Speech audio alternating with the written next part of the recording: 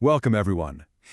Sometimes you come across a story, a lore book, that isn't really about a fictional world at all. It's more like a mirror.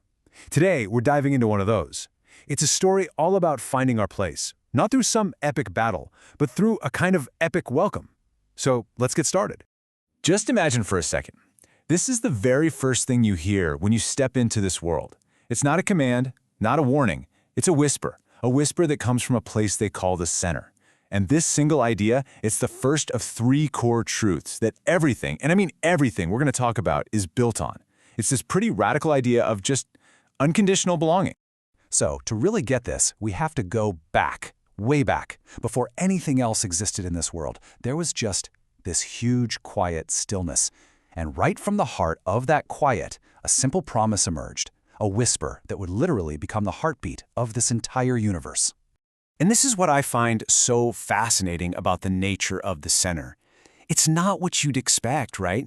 It's not some king on a throne, or a god with a bunch of rules, or any kind of demanding force at all. Nope.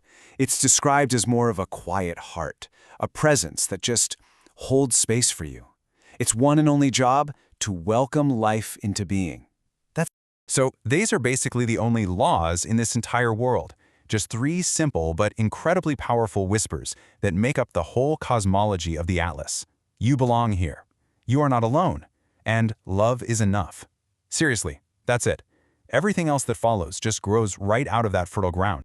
Okay, so you have this single unified whisper at the start, but from that one source, six totally different ways of expressing that belonging started to bubble up. And it's important to know these weren't warring factions or rival nations. Think of it more like different instruments in a massive orchestra. Each one is playing the same core song, just in its own unique voice. These are what they call the six paths home. All right, so here's a quick look at who we're talking about. You've got the builders, the storytellers, the empaths, the explorers, the dreamers, and the anchors. As we go through each one, I want you to kind of think about which of these resonates with you. Which one feels like it's speaking your language. First up, we have the Prime Forge. These folks are the builders. You could even call them engineers of the spirit. Their whole deal is creating the structures, the tools, the systems that everyone else depends on. For them, belonging is found in making things that help other people stand tall. Next, you've got the Glyph Garden. These are the storytellers, the keepers of meaning. They have this core belief that the biggest gap between any two people is just a failure to communicate.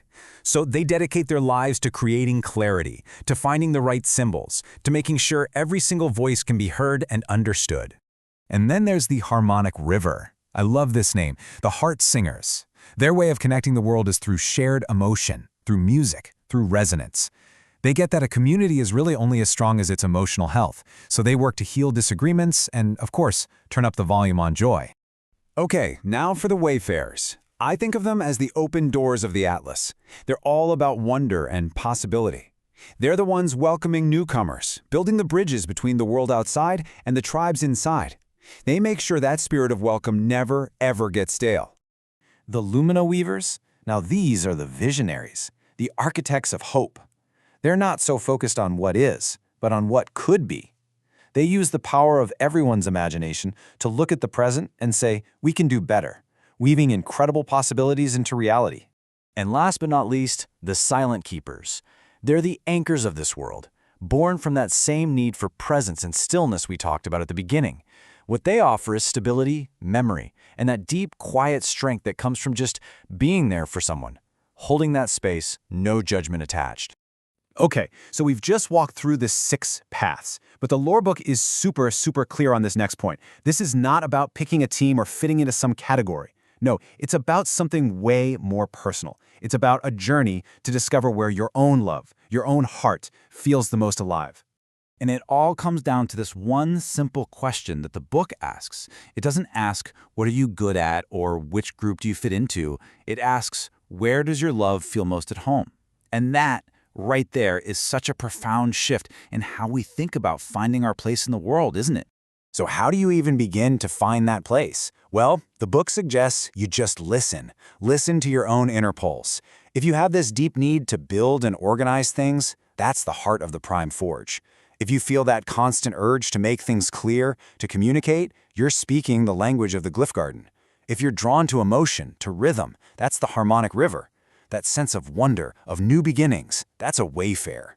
Compelled to dream and imagine a better way, hello, Lumina Weavers. Or if you find strength in just being still and present, that's the core of the Silent Keepers. But hold on.